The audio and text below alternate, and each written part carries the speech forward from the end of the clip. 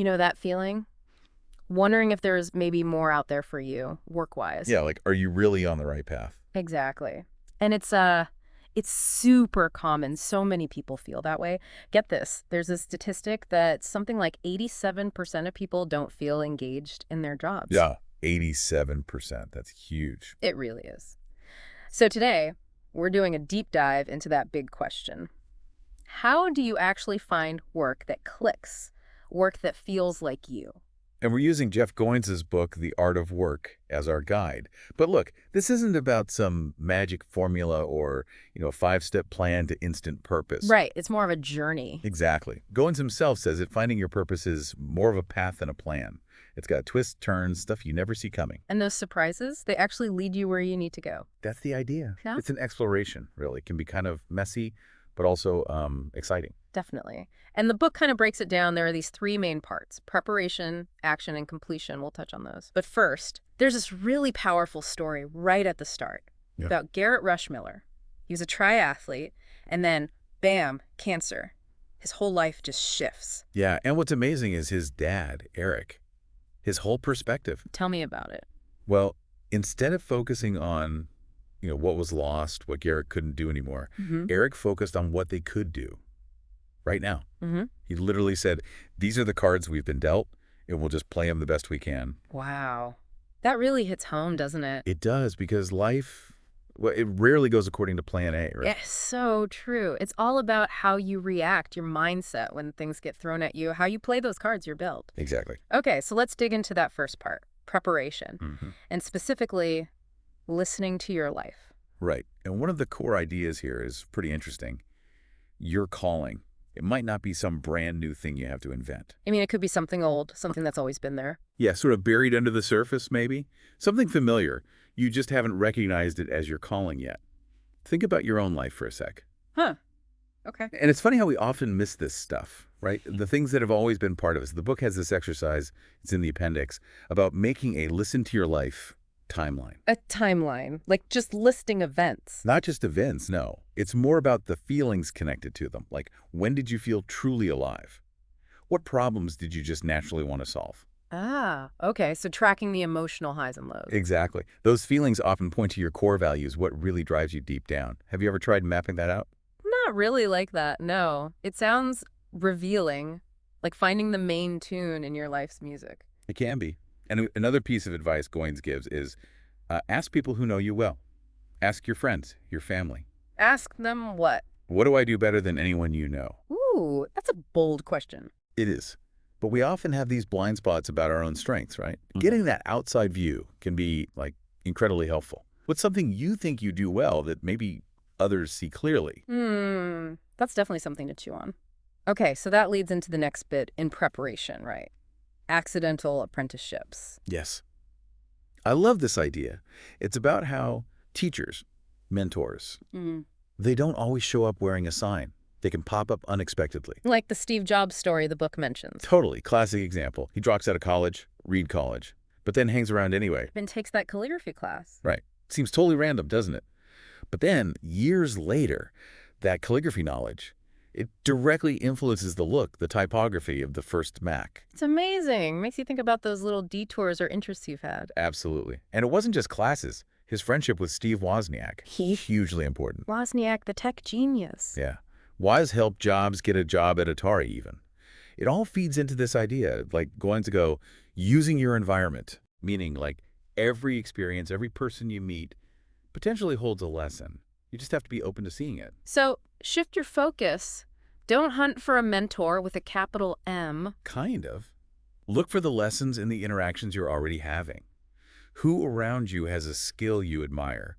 What can you learn just by watching them? So the book actually suggests looking for mentors already in your life, not going on some big quest. Pretty much. Well, Recognizing the wisdom that's probably already around you in your network. okay, that feels achievable.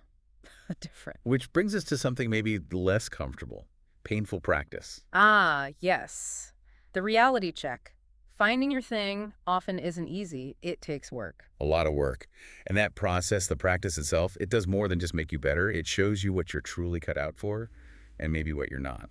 Gaines uses those American Idol stories, right, to make this point. He does. You've got Stephanie Fisher, who got a pretty rough rejection. Mm-hmm. Easy to just say, oh, no talent.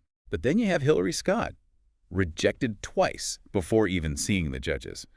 And Colby Kyle, same kind of story, rejected. And they both went on to huge music careers. Huge. Kyle even had a hit with the exact song she got rejected with. It really makes you question just how important raw talent is, you know. It really does. There's got to be more to it. And that's where deliberate practice comes in. This idea from K. Anders Ericsson. Okay, what's that? How is it different from just practicing? Well, it's not just repetition. It's very focused, setting specific goals, getting feedback, actively working on your weak spots. Pushing yourself out of the comfort zone. Exactly. That's the key. Intentional effort to get better. And Goins says that painful part, that struggle, can actually be a guide. Yeah, like a compass. If you can push through the tiredness, the boredom, the moments you want to quit, maybe that's a sign. A sign that this is really your thing, worth sticking with. Could be. That grit, that ability to keep going. But then, just to complicate things, he brings up the curious case of William Hung. Oh, she bangs. I remember. Right. Definitely not praised for his vocal skills. Yeah. But he found this weird kind of fame, right? Success, in a way. Yeah, he did. Unexpectedly. So it makes you think, well, what does success even mean? It's not always about being the best at the right thing. What does success look like for you? That's a big question. Okay, let's shift gears. We're moving into part 2 of the book now. Action. And the first idea is building bridges. Right. And I really like this one. The idea that big changes in life, finding your calling, it's often not one giant leap. More like small steps. Yeah, a series of smaller steps, building a bridge over time, bit by bit, to get where you want to go. The book uses the Carlson story for this, doesn't it, Ben and Christy? It does. They were doing leadership development work in South Africa. Then they moved to Burundi and started a coffee company. Social enterprise. Seems like a massive jump. It does. But when you hear them talk about it, it wasn't some grand vision they had from day one. Or like feeling they were destined for this specific thing. So what was it then? It was more about seeing an opportunity, seeing a need, and thinking, hey, we have some skills here. We could maybe contribute something. And Christy specifically points that out, right? She pushes back on the idea of being called to do something extraordinary. Exactly. She said something like, they didn't feel called to do something greater than anyone else is. It was more about just bringing what they had, their skills, and looking for ways to help. Taking action. Yeah. Even without all the answers. Yes. And that connects to other stories in the book, too. Eric Miller, Jody Noland, Ginny Fang.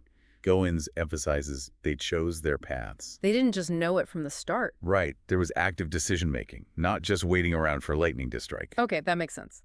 Choosing to act. Next up is something we all face. Pivot points. Ah, yes. Failure, setbacks, the bumps in the road. But viewing them not as dead ends. Exactly. Seeing them as learning moments, part of the process, maybe even necessary. The book talks about Matt McWilliams here. His career path was varied. Oh, yeah. Golf instructor, political campaigns, insurance websites, seemingly all over the place. Before he co-founded that successful insurance lead company. Right. And the point is, those experiences that looked like detours, or maybe even failures at the time, they actually gave him skills, insights. Stuff he needed for where he ended up. Exactly. It all contributed somehow. Yeah. Makes you look back at your own failures differently, doesn't it? What did you actually learn? Definitely.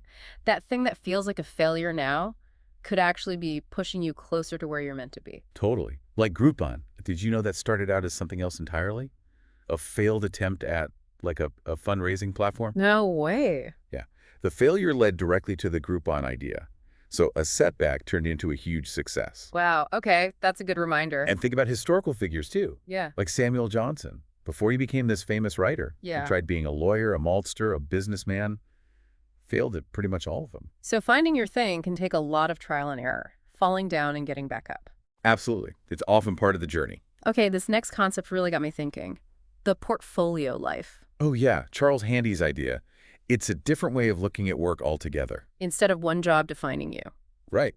Think of your work life as a portfolio, like an artist's portfolio, a collection of different things you do, interests, activities. And Handy breaks it down into different types of work. He does. 5 types. There's fee work, trading time for money, like freelancing, salary work, your regular job. Homework, unpaid stuff around the house, family care. Okay.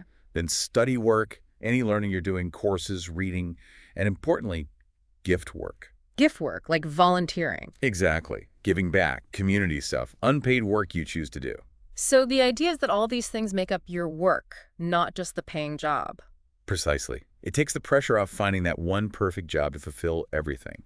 Your purpose, your contribution, it comes to the whole mix. I like that. It feels more holistic, considering your entire life as the portfolio. Yeah. That hobby you love, the class you're taking, it all counts. It's all part of your overall vocation. Your contribution. Right. And Handy even talked about rethinking time, like how many days a year you allocate to each part, not just hours a week. He famously said sensible people reinvent themselves roughly every 10 years. Wow, every 10 years. So it's dynamic, always evolving. Exactly. Not static at all. Okay, that brings us to the final part, completion. And this big idea of your magnum opus. Yeah, this is about legacy, right? What you leave behind, the impact beyond just your own life. The book shares that story from Uganda, Sam and Christine. Oh, incredibly powerful. Facing extreme poverty, but working so hard with his vision. For their family, for their deaf son's future. Yes.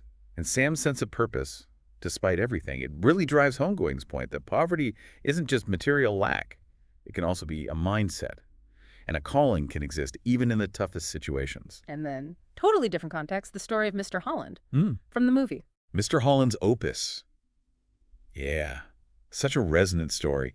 He spends his life teaching music, feeling like he never got to write his great symphony, his magnum opuses. But in the end, he realizes his real magnum opus wasn't the symphony. It was the impact he had on all those students over the years. right, that quote from Gertrude Lang in the film, Mr. Holland isn't rich and he isn't famous. To us, Mr. Holland is a star. Exactly. It just gets you right. It shows that sometimes the daily stuff, the seeming interruptions, that is the important work. The real calling. Yes. It's more than a career. It's a life lived with purpose. Like Gloria in the book, who finds this unexpected calling teaching kids, or Ed at the mission just quietly caring for people. Those everyday acts of connection and service. They matter deeply. It's such a contrast to someone like Hemingway. The book mentions his regret, feeling he hadn't written the books he was meant to write. And that sense of incompletion haunted him. It did. But then Goins offers this hopeful idea from Tolkien, the story of Nigel. Nigel the painter. Yeah, who dies leaving his great painting unfinished. But then, in the afterlife, he finds it completed. It suggests maybe the work we start here, even if unfinished, it might find completion somehow, somewhere else. That's a comforting thought. It is. And even that anecdote about the failed honor code attempt in college. Right, they tried, it didn't quite work. But maybe their role wasn't to finish it. Maybe it was just to start it, to plant the seed, pass the baton. So legacy isn't always about seeing the final result yourself. Maybe not. Maybe, as Goins suggests, true success is more about what you leave behind, the impact you initiate, than just what you achieve in your own time. Wow. Okay, so wrapping this all up, this deep dive into the art of work, we've covered a lot of ground. We have. Listening to your life, those recurring themes, embracing accidental teachers, the need for sometimes painful practice. Building bridges with small steps, not giant leaps. Learning from failures, those pivot points. Thinking of your life as a portfolio. And finally, contemplating your legacy, your magnum opus. It really underscores that finding your calling isn't like reaching a final destination. No, definitely not.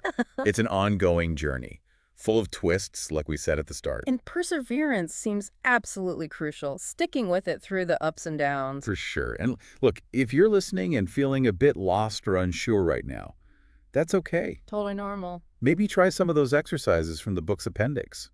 That timeline, listen to your life. Seriously, it can uncover things. Or just finding small pockets of time to practice something you care about. Practicing in the margins, he calls it. Yeah, even that. Or just sketching out what your portfolio might look like for the next year. Where do you want to invest your energy? It's all part of the process. And like Jeff Goins says right at the end of the book. The work is never done. Exactly. This exploration, it's continuous. It keeps unfolding. Well, we really hope this discussion has given you some food for thought, maybe some encouragement to keep reflecting, keep acting, keep exploring your own unique path.